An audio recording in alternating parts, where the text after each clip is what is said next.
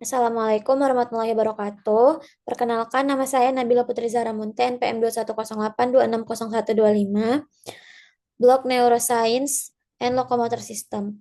Di sini saya akan menjelaskan mengenai miologi.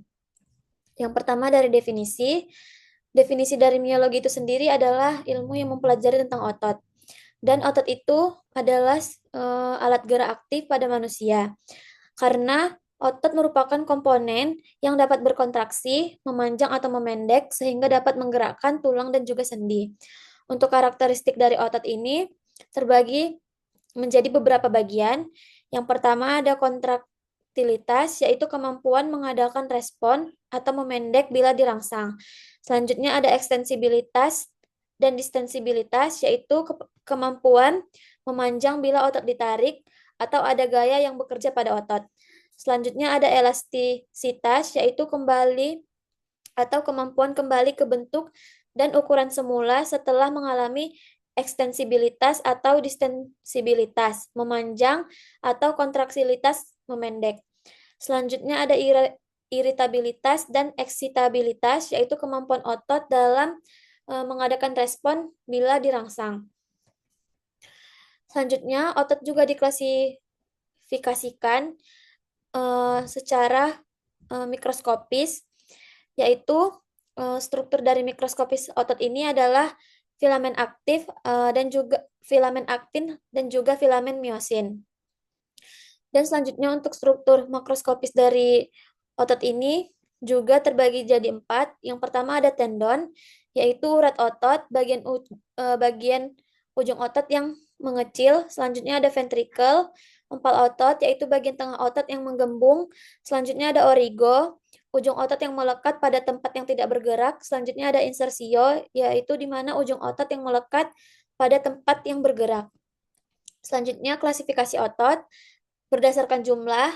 Yang pertama ada unicephalus, yaitu berkepala 1.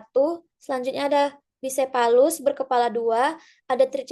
Ada tricephalus, yaitu berkepala 3. Dan ada quadricephalus, yaitu berkepala 4. Selanjutnya berdasarkan antara hubungan serabut dan tendon terbagi menjadi beberapa bagian. Yang pertama otot fusiformis, yaitu mempunyai serabut yang panjang tetapi tendonnya yang pendek. Selanjutnya ada otot unipenatus, yaitu mempunyai tendon yang panjang di mana dia itu menembus otot dan terjadi perlekatan otot berserabut pendek. Selanjutnya ada otot bipenatus, yaitu otot yang memiliki susunan yang sama seperti otot unipenatus, tetapi pada bagian serabut-serabut ototnya itu melekat pada kedua sisi tendon. Otot dibagi menjadi 3 bagian. Yang pertama ada otot polos, otot lurik, dan juga otot jantung. Untuk pembedanya, otot polos terletak pada dinding, sedangkan otot lurik melekat pada rangka, sedangkan otot jantung terletak pada dinding jantung. Selanjutnya untuk bentuk serabut dari otot polos itu sendiri, yaitu dia memanjang dan dia berbentuk dan ujungnya lancip. Selanjutnya untuk otot lurik itu sendiri berbentuk memanjang, silindris, dan ujungnya itu tumpul.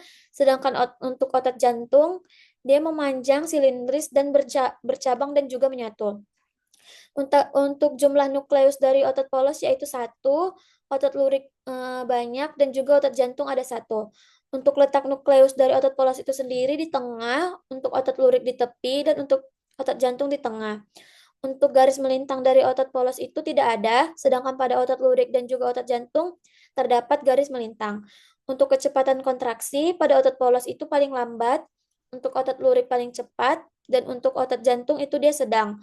Untuk kemampuan berkontraksi, untuk otot polos itu dia berlangsung secara lama, untuk otot lurik dia sebentar, dan untuk otot jantung dia berkontraksi sedang.